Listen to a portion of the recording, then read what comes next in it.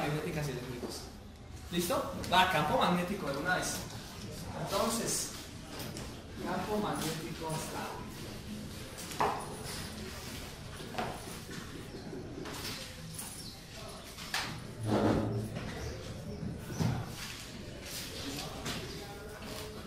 ¿Listo? De la misma forma en que trabajamos el campo eléctrico estable, pues vamos a manejar el campo magnético estable. ¿Bien? ¿Eso qué quiere decir? Que tenemos que manejar ecuaciones análogas a lo que teníamos en campo eléctrico. ¿Listo? ¿Cómo podemos catalogar un campo magnético? Pues entonces, desde el inicio definimos que el campo magnético es perpendicular al campo eléctrico. ¿Listo? ¿Qué quiere decir eso? Que si el campo eléctrico era caracterizado como la carga sobre 4pi epsilon sub 0 por el radio al cuadrado en la dirección a sub r, ¿cierto? El campo magnético no puede ir en la dirección a sub r. ¿Cuál es el efecto o cuál es la operación que hace que algo sea perpendicular hacia a sub r? Pues el producto vectorial. Acuérdense que el producto vectorial o producto cruz lo que me genera es un vector perpendicular. Entonces defino inmediatamente H como intensidad de campo magnético, ¿de acuerdo? Como I de L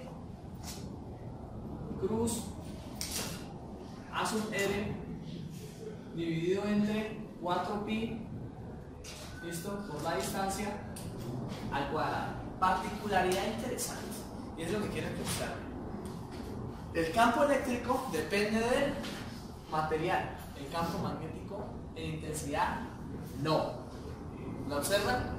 No depende de su parte eléctrica, ni de su parte magnética.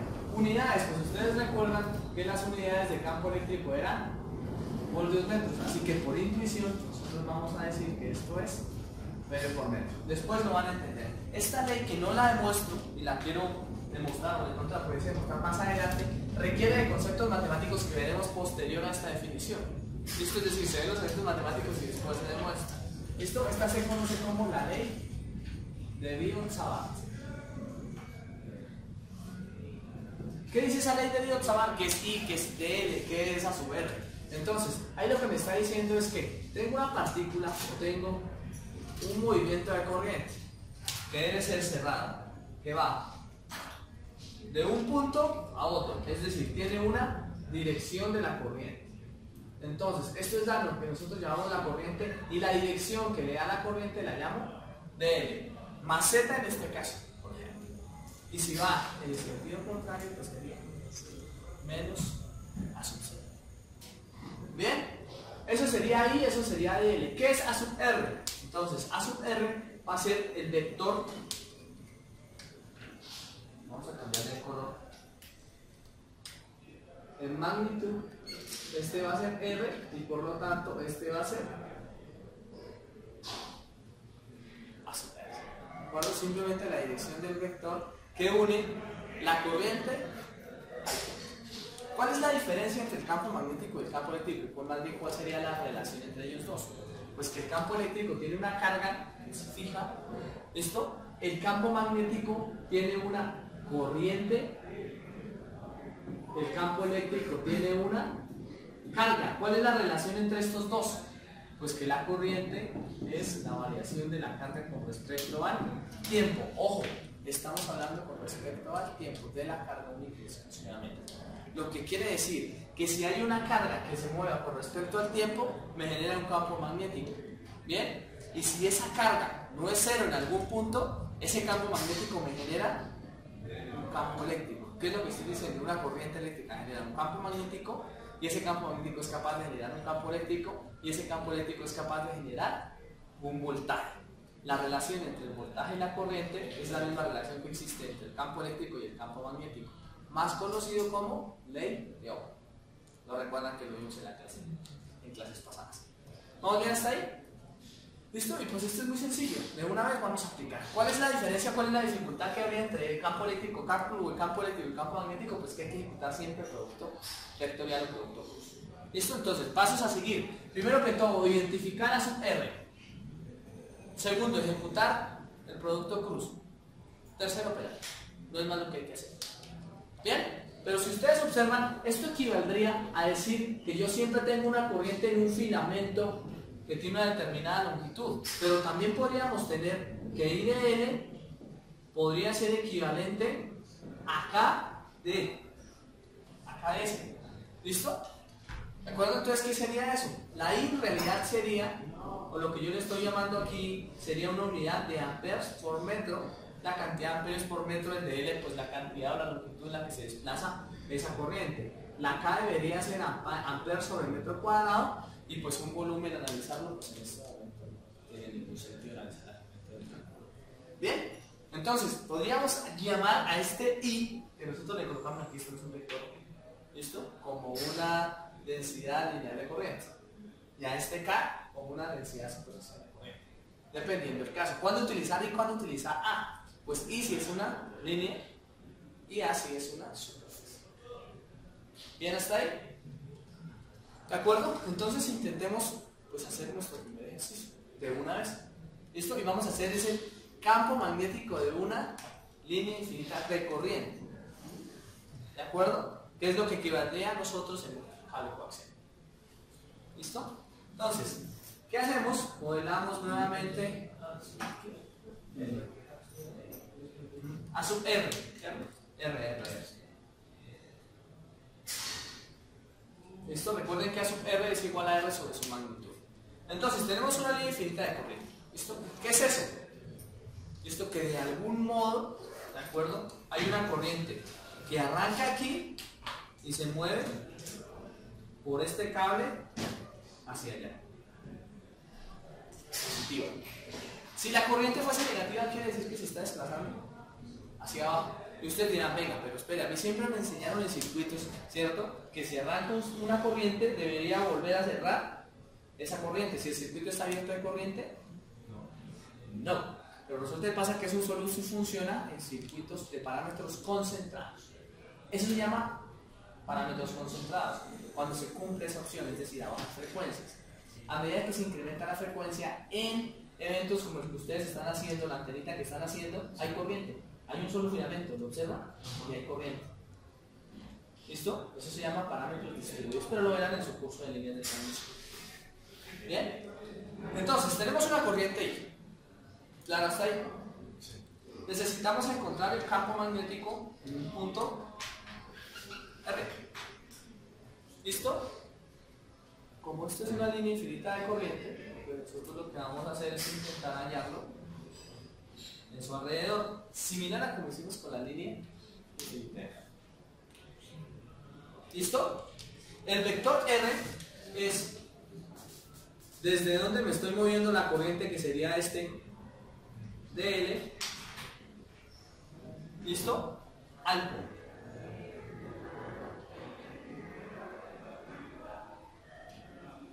¿Cierto que sí? Pero como está centrado, ¿por qué está centrado? Porque es una línea infinita de corriente, entonces no importa en qué punto me haga, siempre está centrado hacia arriba y hacia abajo, porque hay infinito hacia arriba y infinito hacia abajo. Pues debería tener su equivalente en la parte de... Entonces vamos a caracterizarlo como R2 como vector, el aporte que me da toda esta corriente al punto, y R1 el aporte que me da la parte positiva al punto, similar a lo que hicimos en el campo eléctrico. Bien, y modelamos. ¿Cuánto vale de L? Pues la dirección de la corriente. Entonces nosotros inmediatamente nos damos cuenta que esto es de Z, porque es la variación, ¿cierto? En la dirección a sub Z. Clarísimo, ¿no? Eso es de L. Profe, no sería negativo en ese caso si lo tomamos. Porque miren la dirección de la corriente. Hacia arriba. Si la dirección fuese hacia abajo, Sí, sería negativo. correcto. Bien, ¿cuánto vale A sub R1? Entonces, como A sub R1 va a ser parte de un cálculo de campo magnético 1, pues nosotros lo que vamos a hacer es darle un valor R1 sobre la magnitud de R1. ¿Cuánto vale A sub R2? Pues R2 sobre la magnitud de R2. ¿Listo? Bien, lo vamos a modelar exactamente igual a como hicimos con campo eléctrico. Entonces, si lo modelamos exactamente igual a como hicimos con campo eléctrico, vamos a tener para el vector R1 que va a ser su descomposición vectorial, ¿cierto? La descomposición vectorial de ese vector me va a dar menos Z, ¿cierto? Más ρ ¿Por qué coordenadas cilíndricas? Realmente porque estamos manejando inicio. Y para el otro va a ser más z más rho. Pero hay una particularidad en el campo eléctrico. Si nosotros pudiéramos decir, mira, el campo eléctrico va en la dirección que va el vector R. Aquí no sabemos, lo único que sabemos es que es perpendicular, pero perpendicular así, perpendicular así, girando, pues hasta que no hagamos un producto vectorial. Bien, podríamos utilizar la regla de la mano derecha y decir, ah, bueno, la corriente va así, ¿no? ¿Cierto? ¿Hacia dónde va? ¿Hacia dónde va el campo magnético? Pues si yo estoy en este punto, va hacia allá. Pero si ahora estoy en este punto, va hacia allá. Si ahora estoy en este punto, va hacia allá. Si ahora estoy en este punto, va hacia allá. ¿Listo? Lo podríamos de una vez definir como a su fin, directamente, pero vamos a calcularlo por el determinante para que ustedes lo observen. Cuando uno duda de la regla de la mano derecha, aplica el determinante. Bien, vector R1. Entonces, el vector R1 es igual a menos z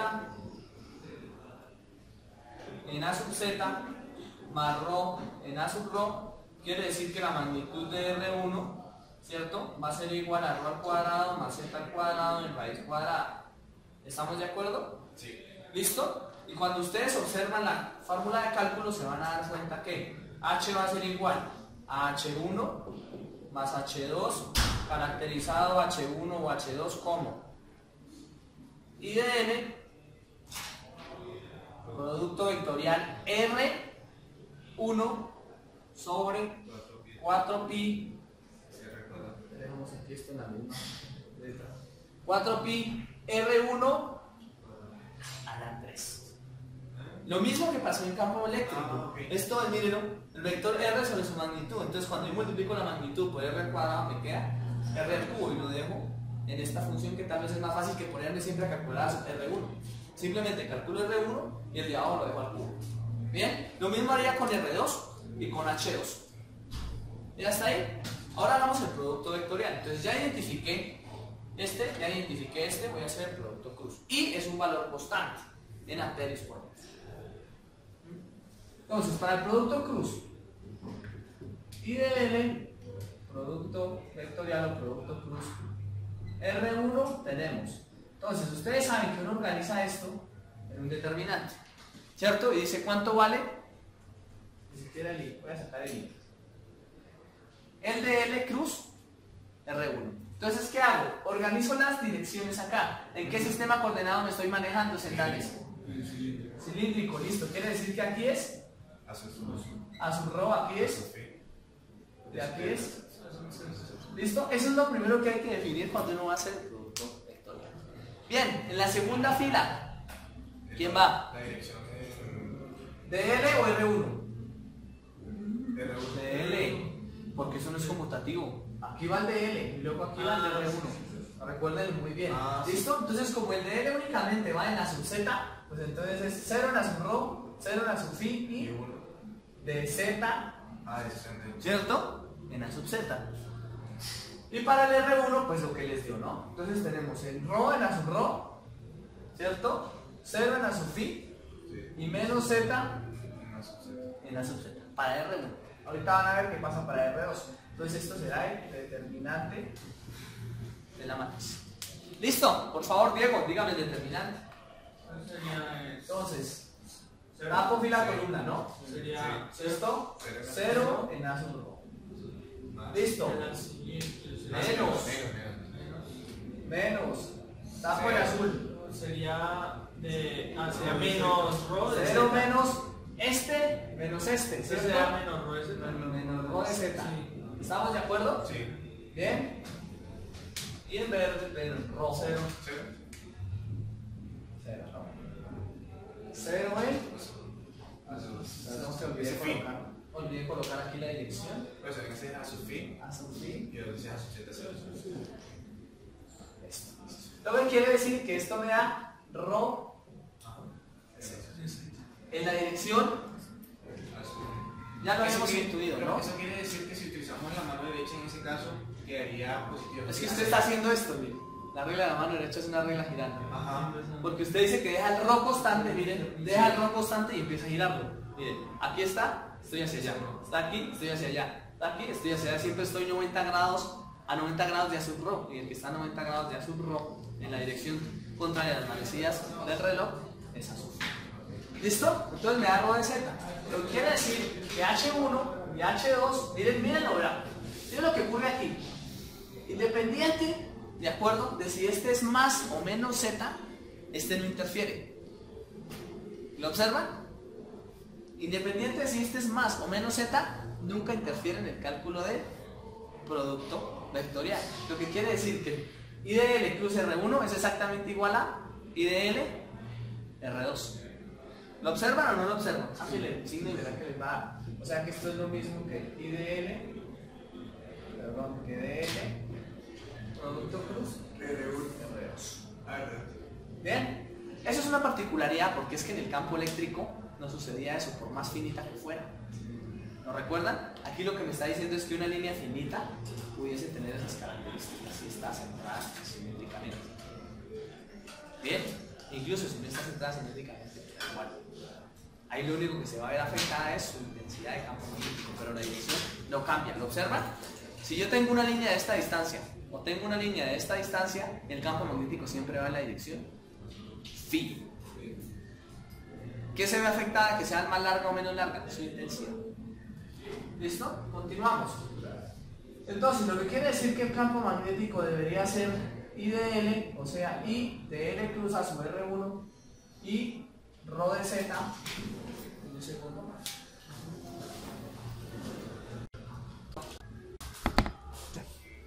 Una vez tienen el resultado, les va a dar I rho de Z. Bien.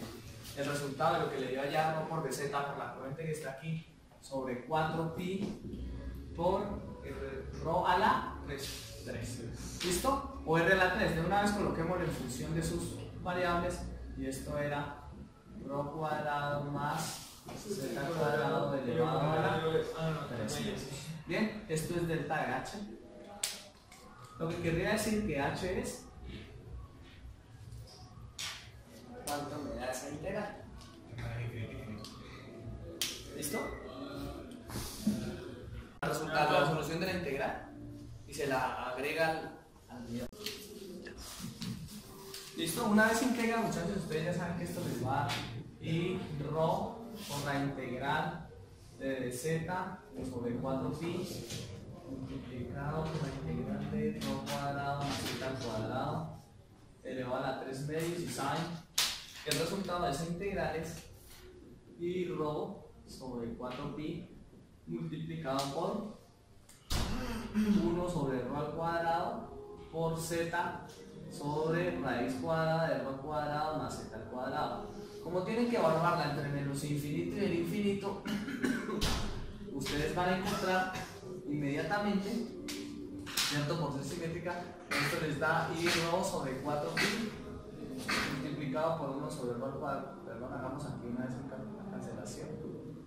Y sobre 4pi rho, ¿cierto? Esto es la dirección a su phi.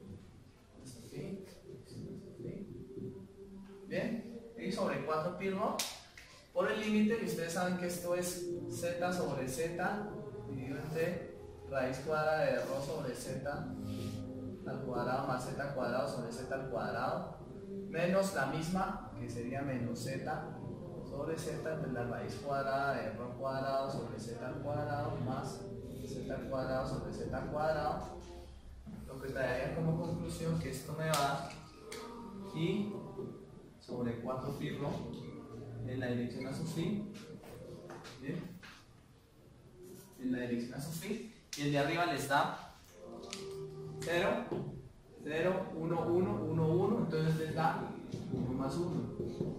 Esto es 2, o sea, i sobre 2pi rho en la dirección. ¿Bien? ¿Cómo dibujaríamos ese campo magnético? Pues en realidad lo que estamos diciendo es que, creo que esto lo teníamos, o lo habíamos hecho intuitivamente. Una línea, ¿cierto? ¿Cierto que sí? Infinita de corriente, tiene su campo eléctrico alrededor. Si la corriente va en este sentido, el campo magnético va en este sentido. Bien, si fuese una carga, el campo eléctrico iría, cuando este va así, Hacia arriba y... ¿cierto? El campo eléctrico va. Ya lo sabíamos, ¿no? ¿Lo recuerdan? Se cancelaban las componentes en Z y el campo eléctrico iba hacia la dirección azul rojo, mientras que el campo H iba en la dirección azul sí. Son mutuamente perpendiculares. Siempre. Siempre, mírenlo. Siempre son perpendiculares. Producto cruz versus vector azul R. Siempre son perpendiculares. Bien, primera conclusión. ¿Difícil? No. ¿Qué pasa si fuese finita? Entonces, si la línea fuese finita, tendríamos lo siguiente. Que cambiaríamos los límites de integración, ¿cierto? Si fuese infinita y a este le llamáramos A y a este le llamáramos B, ¿cierto? Por aquí deberíamos tener un punto de simetría. ¿Cierto? Un punto de simetría que me diga desde dónde mido B y desde dónde mido A. ¿De acuerdo? Si ustedes tuvieran eso, pues entonces tendrían dos casos. Uno que va de 0 a B y otro que va de 0 a A, o las distancias, si ustedes quieren medirlo. Tendrían esta distancia 1 y esta distancia 2. Bien, y como ustedes saben que eso es, pues, al final, solamente reemplazar o cambiar los límites de la integral, les quedaría que el campo magnético sería I sobre 4pi rho, ¿cierto? Por Z, que es el resultado de la integral, sobre raíz cuadrada de rho cuadrado más Z al cuadrado, evaluado entre A y B. ¿Cierto que sí? Eso sería una línea finita. Si esa línea fuese finita, pues esto les quedaría. Voy a continuar con los mismos colores para que ustedes observen qué es lo que ocurre. I sobre 4pi rho multiplicado por B, ¿cierto? Sobre raíz cuadrada de rho cuadrado más B al cuadrado. ¿Estamos de acuerdo? Menos A sobre raíz cuadrada de rho cuadrado más al cuadrado. Suponiendo lógicamente que A es el punto más bajo de donde arranca la corriente. Ojo con lo que estamos diciendo. La corriente va de A a B. ¿Listo? Si invierto el sentido, iría de B a A. Cambian los límites, ¿cierto? Correcto, se pone el signo negativo. ¿Listo? Con solo que le coloquen la liga, el sentido negativo. En la dirección, así. ¿Qué significa eso? Pues que intentar de pronto memorizar esto es complicado, ¿no? Intentar memorizar una línea finita con el punto extremo superior y el punto extremo inferior a veces es complicado. Entonces lo que uno intenta decir es, bueno, si este es mi eje de simetría, de aquí a aquí mido B, y de aquí a aquí mido A, y de aquí de aquí al punto que quiero medir, hay rho. Miren ahí. Rho, ¿cierto? Lo que querría decir, y aquí hay un ángulo y aquí hay otro ángulo. ¿Lo observan? Sí. ¿Listo? No recuerdo el libro cómo lo suma, pero a este le voy a tomar alfa 1, a este le voy a poner alfa 1 y a este le voy a poner alfa 2. ¿Listo?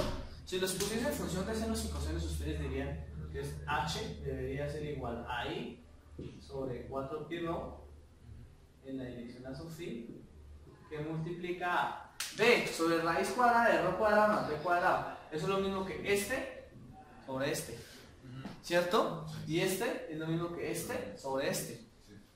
Eso es el seno de los ángulos. ¿Qué queda? Seno de alfa 2 menos seno de alfa 1. Es probable que en el libro les salgan los ángulos al revés, pero es por cómo los tomamos. ¿Bien? ¿Qué es lo que estoy diciendo? Tengan mucho cuidado. Que alfa 2, para mi caso, esto es donde finaliza la corriente. Y alfa 1 es donde inicia el tránsito de la corriente. Ojo, eso siempre debe ser así. Si ustedes le dan el bote, pues les queda con el signo inverso. ¿Bien? ¿Para cuándo sirve eso? Pues para cuando nosotros necesitamos ahora hallar el campo magnético de esta forma. Ahora ya no va a ser una línea infinita, sino dos líneas finitas. Y ese ejercicio lo podríamos hacer incluso también con campo eléctrico, ¿cierto que sí? Es un ejercicio tipo parcial. ¿Ven? Donde usted puede sacar tanto el campo eléctrico como el campo. Mira, ¿está ahí alguna duda?